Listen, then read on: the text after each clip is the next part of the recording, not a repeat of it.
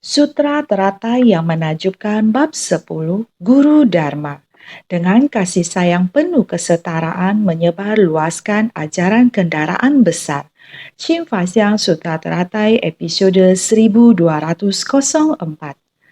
Sekiranya para makhluk dapat berdiam dengan tenang dalam kasih sayang penuh kesetaraan, berikrar untuk melindungi dan mengingat selalu dengan setulusnya, melihat dan mendengar, membaca dan melantunkan, maupun ikut bersuka cita, apalagi kalau menerima dan menegakkan sutra secara keseluruhan, memunculkan berbagai macam persembahan, serta sesuai dengan ajaran, meyakini, menerima, dan menyebarluaskan sutra teratai dari kendaraan besar. Makhluk hidup, jika manusia bisa memahami diri sendiri bahwa sulit terlahir sebagai manusia, kita harus bersyukur, berdiam dengan tenang di tengah orang banyak, mendengarkan Dharma Buddha, terlebih lagi terhadap para makhluk di alam semesta ini, harus membangkitkan batin yang penuh welas asih dan setara. Prinsip kebenaran ini didapat dari menghayati sutra. Dharma yang dibabarkan oleh Buddha, Dharma yang selalu diajarkan oleh Buddha, tidak lain adalah untuk membangkitkan tekad kita agar dapat menghargai jiwa raga kita sebagai manusia. Menginspirasi setiap orang setelah terlahir sebagai manusia harus menghargai tubuh ini. Terlahir sebagai wujud manusia, sebagai manusia yang biasanya dianggap sebagai yang terpintar dari semua benda, betapa sulit mendapatkannya. Di alam semesta ini, terdapat makhluk hidup sangat banyak. Ada berapa jenis? Tidak dapat diperkirakan berapa banyak wujud raga dari semua kehidupan yang ada. Sangat banyak. Kita sungguh punya berkah dapat terlahir sebagai manusia. Jenis binatang sebagai makhluk bergerak begitu banyak. Kita dapat terlahir sebagai manusia, kita harus tahu untuk menghargai. Berhubung sebagai yang terpintar dari semua benda, kita harus dapat memancarkan cinta kasih kita dalam hal menyayangi semua benda. Ini adalah ajaran dari Sang Buddha. Terhadap semua benda kita harus menyayangi karena semua makhluk pada hakikinya memiliki sifat Buddha. Semuanya memiliki sifat Buddha, maka kita seharusnya dapat menghayati ajaran dari Sang Buddha. Sang Buddha juga karena pada awalnya melihat kerajaan Kapilawastu, sebuah kerajaan India kuno di mana manusia diperlakukan tidak setara. Ini juga merupakan salah satu alasannya untuk meninggalkan kehidupan berkeluarga, menyadari ketidakkekalan kehidupan manusia, memahami siklus kehidupan dari lahir, tua, sakit, dan mati, semuanya bersifat sementara, ditambah lagi dengan ketidaksetaraan manusia. Ini yang membuatnya merasakan harus bagaimana agar dapat memahami sampai tuntas nilai dari kehidupan manusia, agar semua orang memahami interaksi antar sesama. Seharusnya membangkitkan cinta kasih yang setara, namun tidak semudah yang diucapkan. Bukan melalui undang-undang hukum negara dapat membuat semua orang merasakan kesetaraan, hanya dengan memahami prinsip kebenaran. Prinsip kebenaran seperti itu muncul dari batin manusia. Untuk memahami prinsip kebenaran, membangkitkan hati penuh kasih sayang dan tulus. Hanya dengan cara seperti itu, orang akan saling menghargai kasih sayang yang setara dari setiap orang. Sang Buddha memutuskan untuk mencari kebenaran sejati. Setelah tercerahkan akan kebenaran sejati, segala prinsip kebenaran di antara langit, bumi, dan alam semesta, semuanya menjadi sangat jelas. Langit dan bumi berpadu menjadi satu esensi. Sang Buddha berharap prinsip kebenaran ini semua orang dapat memahaminya, sehingga dapat dikembalikan ke dunia dengan harapan semua orang dapat tersadarkan setelah mendengarkan Dharma. Oleh karena itu, beliau menghabiskan lebih dari puluhan tahun lamanya untuk membabarkan Dharma. Beliau benar-benar bersusah payah. Beliau berharap semua orang dapat memahami apa yang telah beliau ajarkan, mendengarkan bersuka cita, dan menerima ajaran dan mempraktekannya, bersatu dengan prinsip kebenaran alam semesta. Apakah ada orang yang memahaminya? Sangat sulit. Inilah mengapa sangat sulit bertemu dengan Buddha di dunia ini. Oleh karena itu, sulit untuk bisa terlahir di era Buddha. Sangat sulit untuk dapat bertemu dengan Buddha di dunia ini. Tetapi, apakah kita memiliki kesempatan ini? Ada kesempatan apabila kita dapat bersatu dengan prinsip kebenaran. Maka Buddha dapat memasuki batin kita. Hati Buddha dan hati para makhluk menjadi satu. Dengan mengikuti ajaran Buddha dan mempraktekannya secara nyata dari kehidupan ke kehidupan, tidak akan pernah berpisah dengan prinsip kebenaran. Apabila dapat melakukan seperti ini, pada akhirnya akan ada kehidupan di mana melatih diri seperti yang dilakukan oleh Buddha, lalu tiba-tiba dapat bersatu dengan alam semesta. Niat pikiran kita, sifat tercerahkan kita berpadu dengan segala alam dharma pada alam semesta ini, bergabung menjadi satu. Tidak ada sesuatu pun yang tidak kita ketahui dan tidak akan ada prinsip kebenaran yang tidak kita pahami. Prinsip kebenaran yang diajarkan akan membangun kembali prinsip kebenaran bagi umat manusia di dunia. Karena kita sekarang berada di masa kemunduran Dharma, Buddha Dharma memiliki masa Dharma sejati, Dharma mirip, dan kemunduran Dharma. Dharma sejati adalah ketika Buddha berada di dunia, membangun kembali prinsip kebenaran dari Buddha Dharma ketika Buddha berada di dunia. Beliau membabarkan Dharma Buddha dengan sangat jelas supaya semua orang memahaminya. Ketika Buddha berdiam di dunia, semua orang langsung menerima ajaran Buddha. Jika setelah kita menghayati masih belum paham, Buddha masih berada di dunia. Buddha melihat bahwa kita tidak memahami, beliau akan menggunakan metode berbagai perumpamaan dan kata-kata.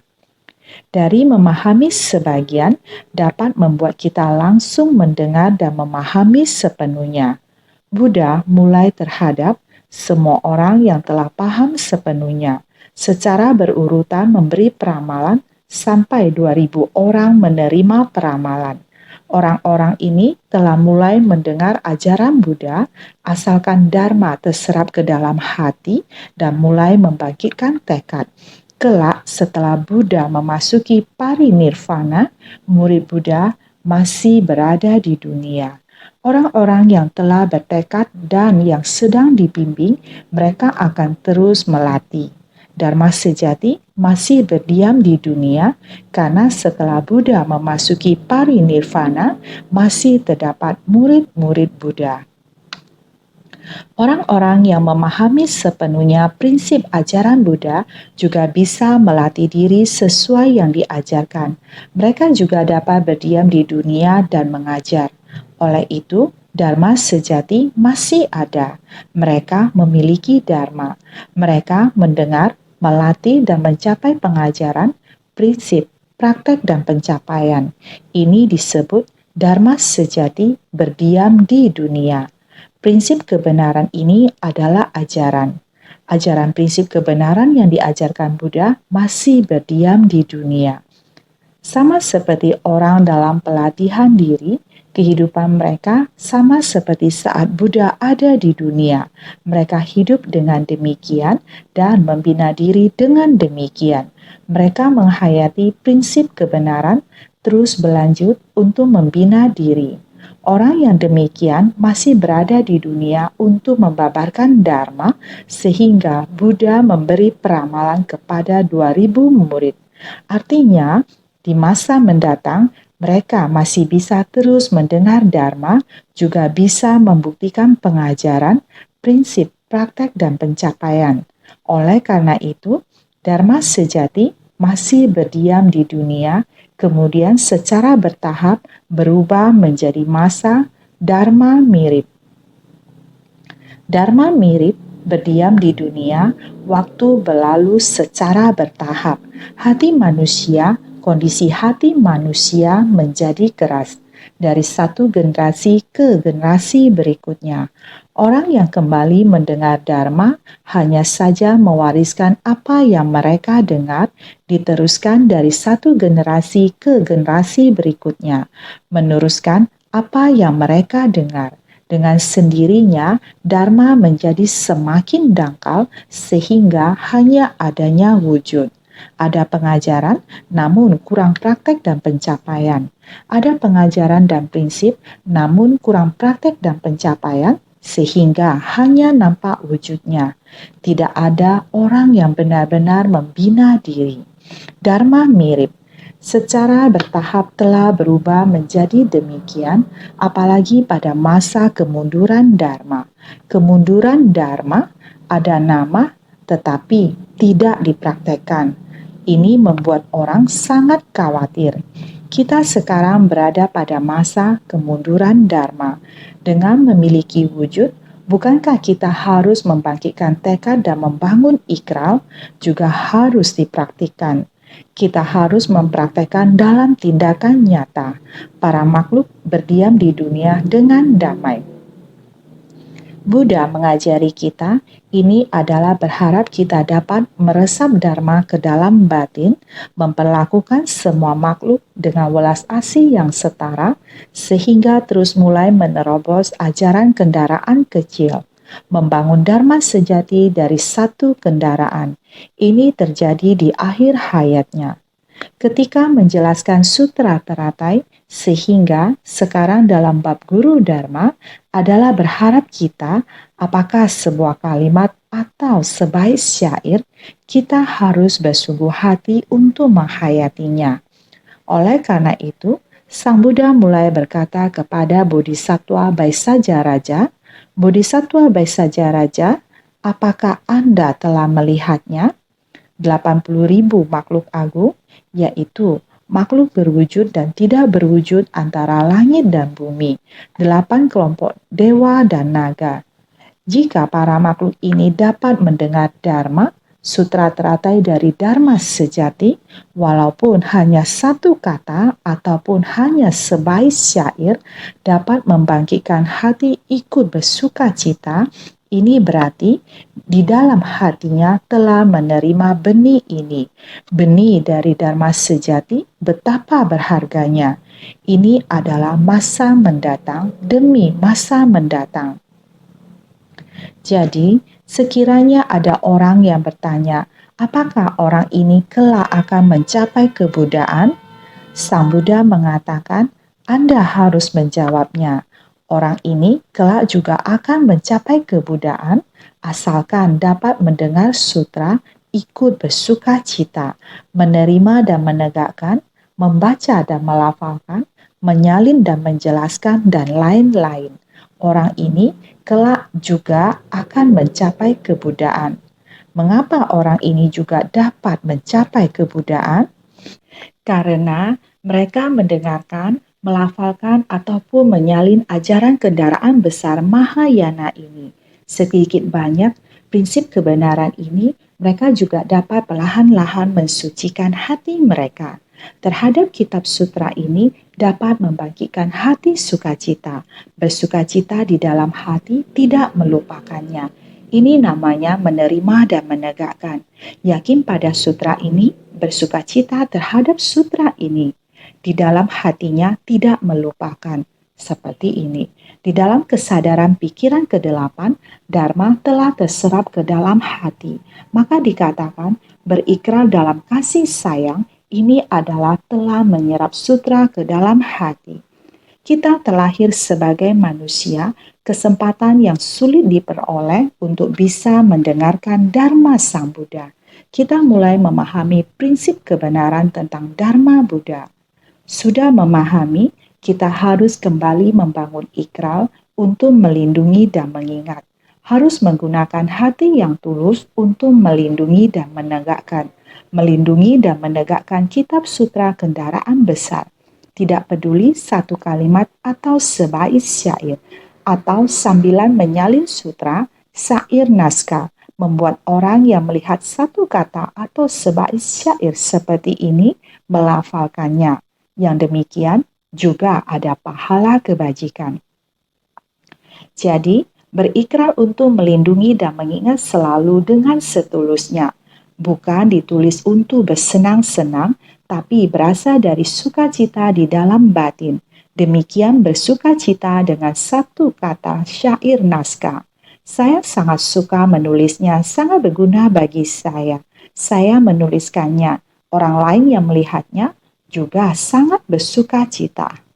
Jenis ini melihat dan mendengarkan, membaca dan melafalkan, dan ikut bersukacita. Karena ketulusan kita, pembacaan dan pelafalan kita, buku tulisan kita, penerimaan dan penegakan kita, dan lain-lain, membuat orang yang telah melihat, orang juga bersukacita. Pahala kebajikan ini, yang demikian juga ada pahala kebajikan. Jadi orang-orang ini di masa yang akan datang dari kehidupan ke kehidupan bukan hanya membaca dan menulis saja, tapi dapat mempraktekannya dalam tindakan nyata. Karena naskah sutra telah masuk ke dalam batinnya, ke dalam ladang kesadaran ke-8. Dari kehidupan ke kehidupan, begitu melihat buku sutra ini sudah bersukacita. Begitu mendengar sutra ini akan menerimanya, mempraktekannya dalam tindakan nyata. Dengan demikian mengembangkan jalinan jodoh bajik, menciptakan berkah dan karma dari kehidupan ke kehidupan. Tentu saja bisa menjadi Buddha. Sehingga dikatakan dengan hanya membaca dan melafalkan ikut bersukacita, melihat dan mendengarkan, membaca dan melafalkan ikut bersukacita. Semua ini telah menciptakan berkah kebajikan yang akan masuk ke dalam kesadaran pikiran ke-8. Apalagi kalau menerima dan menegakkan sutra secara keseluruhan, memunculkan berbagai macam persembahan. Kita tidak hanya melihat, mendengar, membaca, dan melafalkan bermudita cita atau menyalin, bukan hanya ini yang kita lakukan. Kita menerima dan menegakkan sutra secara keseluruhan. Di saat yang bersamaan, dalam batin memunculkan niat untuk memberi berbagai macam persembahan, harap kalian semua ingat bahwa persembahan yang kita bicarakan ini adalah praktik untuk bersumbangsi. Kita rela dan bergembira dalam bersumbangsi. Apakah bersumbangsi kepada umat manusia atau bersumbangsi kepada semua makhluk? Dengan memahami prinsip kebenaran secara tuntas, rela dan ikhlas, bersumbangsi bagi para makhluk. Melihat semua makhluk sebagai calon Buddha dan memberi persembahan dengan cara bersumbangsi bagi mereka. Dalam beberapa hari ini menitik beratkan hal ini, semua haruslah sangat bersungguh hati. Kemudian juga sesuai dengan ajaran, meyakini, menerima dan menyebarluaskan sutra teratai dari kendaraan besar. Kita mesti senantiasa mengukir sutra ini dalam batin kita. Kita mesti dengan seksama menyimpan pusaka Dharma ini dalam batin kita. Ajaran Buddha di tengah era kemunduran Dharma ini, kita mesti menyesuaikannya dengan masa sekarang demi membangun kembali Buddha Dharma. Ini adalah yang dapat dilakukan oleh kita semua. Bukan hanya dengan mendengar atau menyalin sutra, barulah memiliki pahala kebajikan. Bukan demikian. Mendengar dan menyalin sutra adalah agar dapat membantu kita untuk mengingat kata-kata dalam sutra dalam kehidupan kita sehari-hari. Perilaku dan kehidupan kita berpadu dengan Dharma.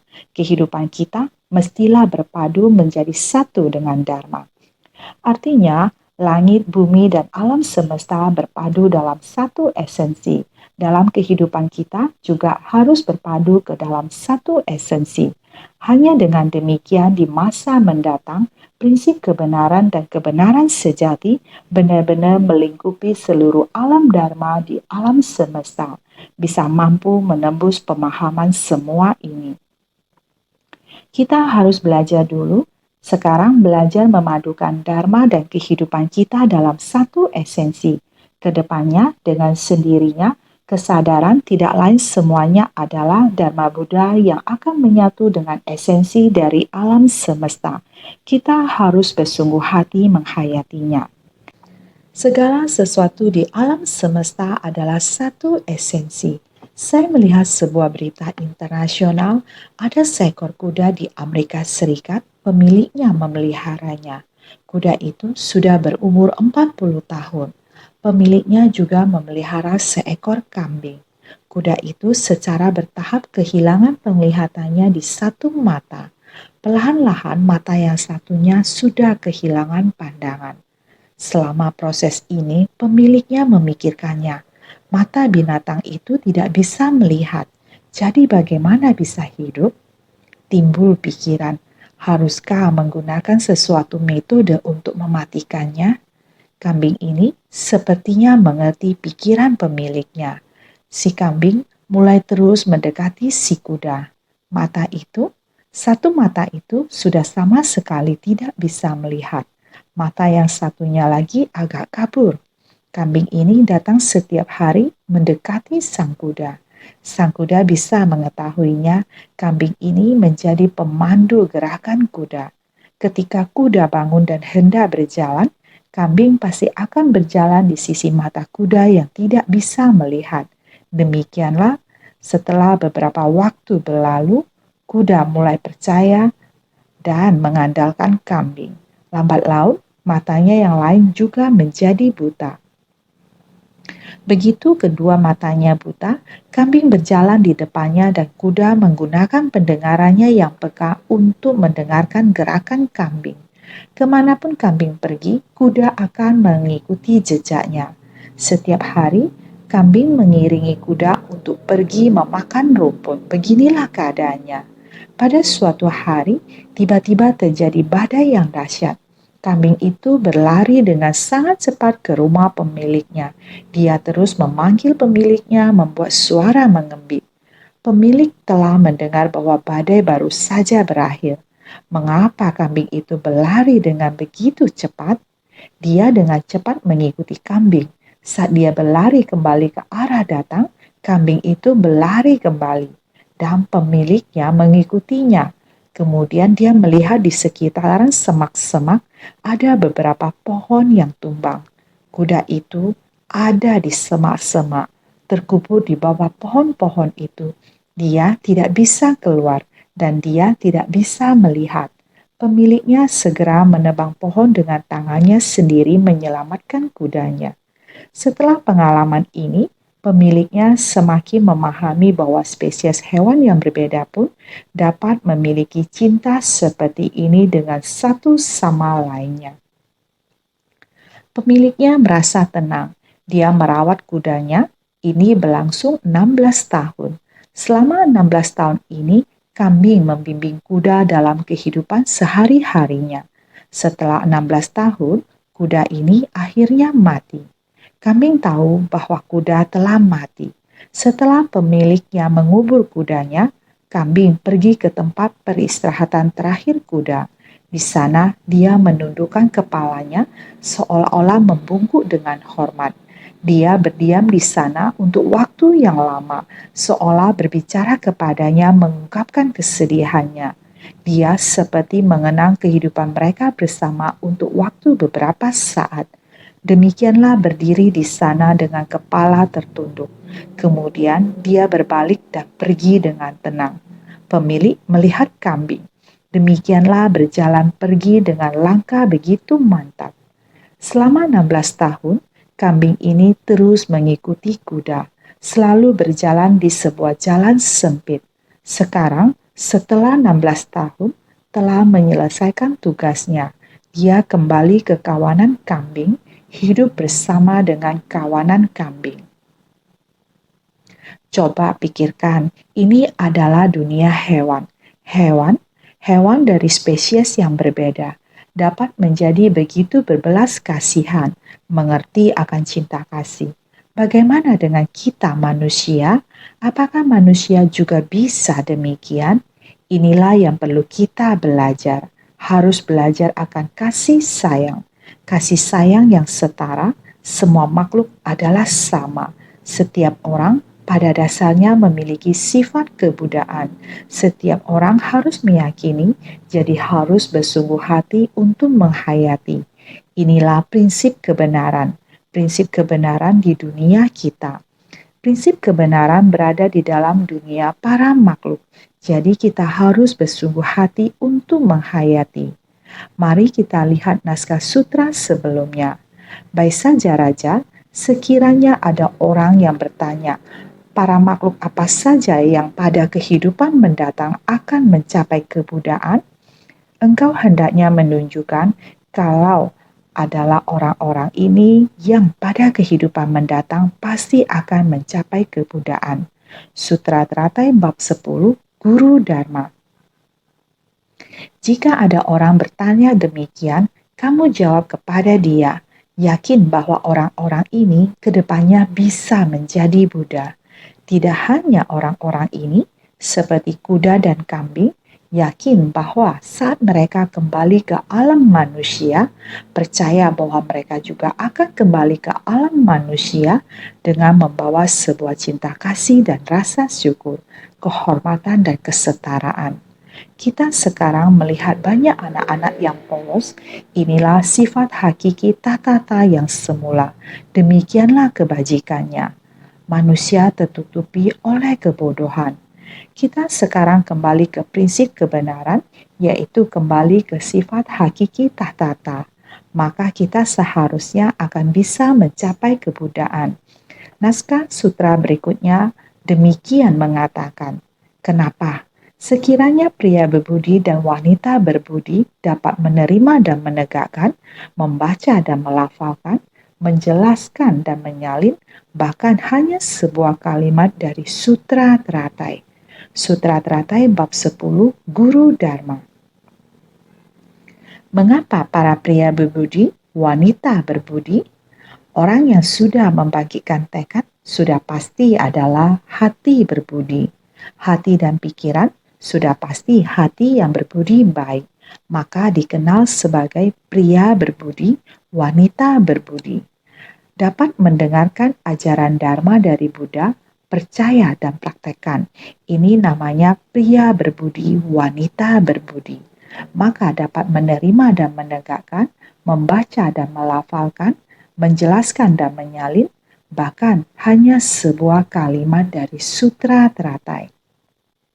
Yang pernah dijelaskan di awal, mereka semua menyebarkan sutra, lagi pula adalah membabarkan nilai kebenaran dari sutra, baik hanya sebuah kalimat atau menerima dan menjunjung tinggi satu kalimat sebait syair atau membaca seluruh isi sutra, ataupun setelah membaca, setelah memahami, menjelaskan isi sutra agar orang lain lebih memahaminya. Ini dinamakan membabarkan ajaran sutra, meneruskan berdasarkan ajaran sutra. Inilah sebelum Sang Buddha mencapai parinirvana yang paling dikhawatirkan adalah Sutra Teratai yang menakjubkan. Ini yang paling dikhawatirkan oleh Sang Buddha, maka tujuan utama Sang Buddha berharap semua orang bisa memahaminya agar menyerap ajaran ini ke dalam batin. Artinya, sekalipun memahami sebuah kalimat, akan tetapi bila mana tidak banyak belajar akan makna-makna yang berbeda, maka tidak boleh membabarkannya kepada orang banyak. Sebab ditakutkan akan ada pertanyaan yang tidak mampu dijawab, membuat ajaran agung tidak bisa disebarluaskan. Sekiranya ingin mengajarkan pemahaman akan sebuah kalimat ini, hendaknya secara diam-diam disampaikan pada seorang saja. Artinya, jika Anda mendapatkan penjelasan sebuah kalimat dan dapat memahaminya, kita menjelaskan kalimat ini kepada orang-orang agar mereka dapat memahaminya, meskipun tidak banyak belajar akan makna-makna yang berbeda. Tidak ada yang lain. Hanya dengan fokus pada kalimat ini untuk memahami sepenuhnya, tidak perlu mengejar hal lain, sehingga tidak boleh membabarkannya kepada orang banyak, sebab ditakutkan akan ada pertanyaan yang tidak mampu dijawab.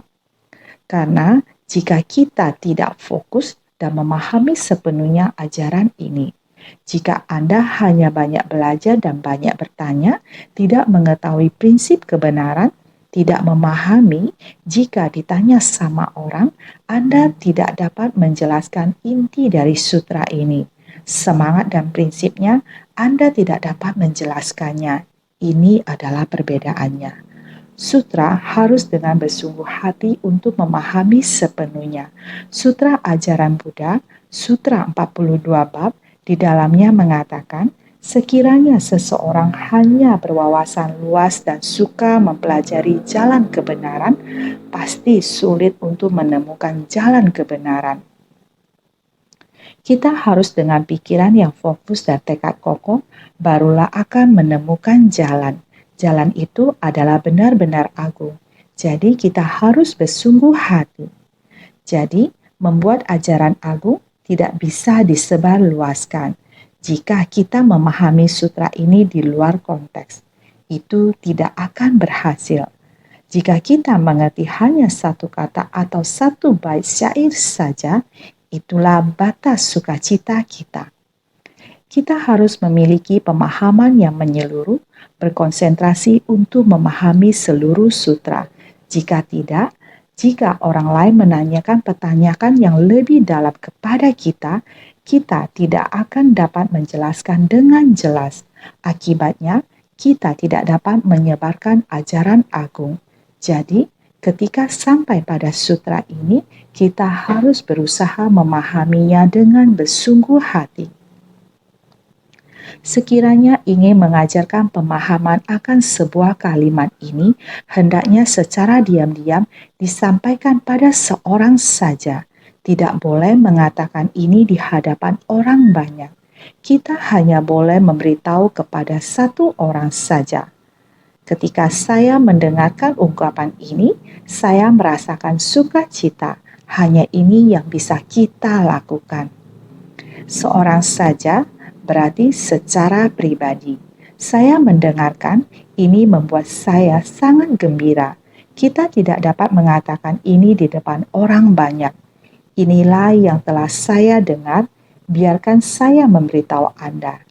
Jika kita mengajar dengan cara ini, terkadang jika satu pikiran kita tersesat, penyimpangan kecil ini akan membawa orang jauh dari jalurnya.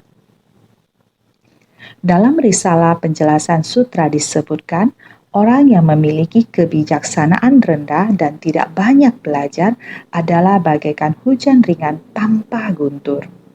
Orang yang memiliki kebijaksanaan tetapi tidak banyak belajar juga tidak tahu akan realitas sejati. Jikalau kita hanya mengetahui satu kata, kita hanya bisa mengajarkannya kepada satu orang saja. Kita tidak bisa mengajarkannya kepada khayalak ramai dengan percaya diri dan menyampaikan tentang sutra teratai kepada mereka. Kita tidak bisa sepenuhnya menjelaskan agar semua orang dapat mengerti. Seperti hujan rintik-rintik, hanya sedikit melembabkan. Tidak ada guntur dan suara yang besar. Ini adalah sebuah perumpamaan. Jikalau aspirasi yang kita wujudkan saya hanya perlu mendengar ini saja, sebuah kalimat ikut bersukacita atas pahala kebajikan. Sedemikian sudah cukup. Padahal hal tersebut sangat disayangkan. Sehubungan dengan bersukacita terhadap sebuah kalimat, maka seharusnya Anda juga akan bersukacita terhadap syair. Bukan hanya bersukacita terhadap sebait syair terdapat 4 kalimat. Berhubung Anda bersukacita dengan sebait syair dan 4 kalimat, bukankah sebaiknya bersukacita juga untuk menerima dan menerapkan keseluruhan sutra? Membaca, melafalkan, dan menyalin sutra, demikian seterusnya. Bukankah lebih baik seperti ini? Oleh karena itu, orang yang memiliki kebijaksanaan tetapi tidak banyak belajar juga tidak tahu akan realitas sejati. Dalam risalah penjelasan sutra disebutkan pula, orang yang memiliki kebijaksanaan tetapi tidak banyak belajar, juga tidak tahu akan realitas sejati, ibarat berada dalam kegelapan buta, ada mata tetapi tidak mampu melihat apapun.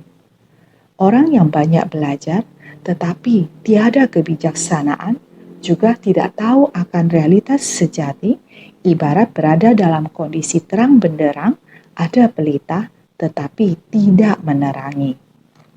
Orang yang tidak belajar dan tidak memiliki kebijaksanaan ibarat kerbau bertubuh manusia. Orang yang ada belajar dan memiliki kebijaksanaan, apa yang diajarkannya hendaknya diterima, sebab tahu kalau orang yang membabarkan dharma secara luas itu pastilah orang yang banyak belajar dan memiliki kebijaksanaan. Kita mengira kita ada kebijaksanaan. Saya mendengar satu kalimat, saya sudah sangat memahami. Apakah bisa demikian? Tidak bisa. Setelah mendengar, kita bersuka cita. Kita harus mendengarkan satu kalimat lagi yang dikatakan. Kita harus meneliti lebih banyak lagi. Harus terus mendengarkan, bukan hanya mendengar satu kalimat, mendengar satu bagian naskah, mengatakan seperti ini, saya suka cita, saya ada pahala kebajikan. Bukan, harus terus mendengarkan. Tidak tahu akan realitas sejati. Jika kita hanya berpikir, satu kalimat saja saya sudah bisa memahami hingga tuntas, tapi tidak banyak mendengar, tidak mau terus mendengarkan, juga tidak tahu akan realitas sejati. Tidak mampu memahami realitas sejati dari keseluruhan sutra. Prinsip kebenaran dari realitas sejati kendaraan tunggal.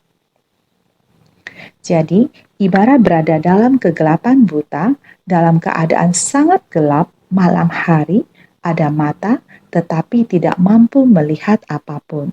Seperti malam hari, tengah malam, meskipun Anda mempunyai mata, tapi malam hari seperti Anda tidak dapat melihat kondisi di sekeliling. Ada mata, tetapi tidak mampu melihat apapun. Ada mata, tapi tidak bisa melihat dengan jelas kondisi di depan. Jadi, orang yang banyak belajar tetapi tiada kebijaksanaan. Jika Anda terus mendengarkan, tapi tidak masuk ke dalam hati kita, tidak masuk ke hati, hanya di sini mendengarkan, di sana berlalu. Mendengar, sebelumnya kita sering mengatakan satu sisi mendengar, satu sisi bocor keluar. Setelah mendengar langsung bocor keluar. Kita mestinya harus dharma tanpa kebocoran, benar-benar mendengarkan tanpa kebocoran. Harus bagaimana baru bisa tidak bocor? Kita harus mempraktekkan dalam tindakan nyata. Pengalaman dari mempraktekkan baru merupakan dharma kita yang sesungguhnya. Oleh karena itu, kita harus sepenuh hati untuk menghayatinya. Ibarat berada dalam kondisi terang benderang, ada pelita tetapi tidak menerangi.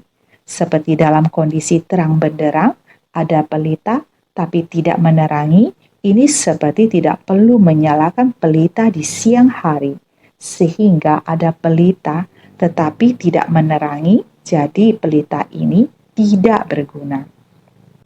Meskipun prinsip kebenaran ada di depan mata sama seperti siang hari, prinsip kebenaran jelas di depan Anda, tetapi pelita hati Anda, pelita kebijaksanaan belum bisa ditampilkan. Ada pelita tetapi tidak menerangi. Walaupun ada prinsip kebenaran, namun kebijaksanaan dari dalam hati belum terbangkitkan. Jika orang yang tidak belajar dan tidak memiliki kebijaksanaan, tidak mendengarkan, dengan sendirinya Anda tidak memiliki kebijaksanaan. Kita harus menjadi orang yang ada belajar dan memiliki kebijaksanaan. Apa yang diajarkannya hendaknya diterima. Jika kita ada mendengar dan memiliki kebijaksanaan, serta bersungguh-sungguh menjaga ajaran ini, tidak hilang karena bocor dan tersimpan dalam batin kita. Ini disebut orang yang ada belajar dan memiliki kebijaksanaan. Dengan demikian dapat meningkatkan jiwa kebijaksanaan kita. Apa yang diajarkannya hendaknya diterima, maka mendengar dan meresap. Kita seharusnya menyerap dharma ini ke dalam batin. Sebab tahu, kalau orang yang membabarkan dharma secara luas itu pastilah orang yang banyak belajar dan memiliki banyak kebijaksanaan. Inilah kita harus dengan sepenuh hati memahami. Banyak belajar dan memiliki banyak kebijaksanaan bukan hanya mendengarkan dan tidak menyerap ke dalam batin. Tidak menyerap ke dalam batin, kebijaksanaan kita tidak berkembang. Siang hari, prinsip kebenaran jelas, tetapi kita tidak menyerap prinsip kebenaran ini ke dalam batin. Pelita batin kita tidak dinyalakan. Jiwa kebijaksanaan kita tidak berkembang. Ataupun dalam kegelapan, walaupun kamu ada mata, tetapi kamu tidak bisa melihat kondisi luar begitu terang. Prinsip kebenaran demikian. Kamu orang yang memiliki kebijaksanaan, kamu harus segera mendengarkan sutra. Jangan mengira saya memiliki kebijaksanaan, saya tidak berkenan mendengarkan. Saya mengutip di luar konteks. Demikian sepenggal-sepenggal, demikian saja. Bukan hanya demikian. Jika demikian, seperti dalam kegelapan. Satu kalimat atau sebaik syair, kita bersukacita mulai membagikan benih batin yang telah masuk. Kita harus bersungguh hati menggarap lahan batin kita, harus menghilangkan lumpur liar di dalam batin. Kerisauan kegelapan batin harus diputuskan. Kita harus baik-baik supaya benih ini kita sebagai praktisi harus menjadi petani lahan batin. Baik-baik menggarap, inilah pelatihan diri. Ajaran Buddha begitu luas, terutama Sutra Teratai memadukan segala dharma, mencakup semua dharma, mengajarkan kita setiap orang melatih segala kebajikan. Inilah pintu penyerapan dan penegakan. Masuk ke dalam prinsip kebenaran Sutra Teratai berarti telah masuk ke dalam pintu penyerapan dan penegakan. Ajaran masa lampau, akar dan kapasitas kecil. Sang Buddha membabarkan Dharma sesuai kapasitas 40-an tahun. Buddha telah memasuki usia lanjut. Beliau ingin mengungkapkan harapan terakhirnya sehingga beliau harus bersungguh hati. Berharap kita setiap orang bisa mengutamakan Sutra Teratai. Buddha mengajarkan kita mulai dari sebuah kalimat dan sebait syair. Beliau mengatakan demikian juga ada pahala kebajikan. Namun pahala kebajikan dari Anda yang membagikan batin ikut bersuka cita. Berharap kamu bisa terus bersuka cita, menerima dan menegakkan, membaca dan melafalkan, menulis dan lain-lain. Setelah memahami prinsip kebenaran, kamu bisa memberi persembahan kepada Buddha yang tak terhitung. Memahami para makhluk semuanya memiliki sifat Buddha. Para makhluk semuanya merupakan Buddha masa mendatang. Demikian para makhluk setara, demikian berdiam di dunia. Kita setiap orang berdiam di dunia sama-sama menjadi manusia. Kita harus menggunakan batin yang setara dan penuh cinta kasih. Kita saling menyemangati, berikrar dan menjaga niat pikiran harus dengan tulus. Melihat dan mendengarkan, membaca dan melafalkan, ikut bersuka cita. Kita harus terus memupuk, apalagi yang paling Buddha inginkan, berharap kita menerima dan menegakkan semua sutra. Berharap kita memberi berbagai macam persembahan. Memberi persembahan berarti bersumbangsi. Tiada pamrih, terus bersumbangsi. Memandang semua makhluk di dunia adalah setara, bersumbangsi dengan cita kasih setara. Berharap setiap orang bisa memahami prinsip kebenaran yang dalam ini, sehingga berharap setiap orang senantiasa lebih bersungguh hati.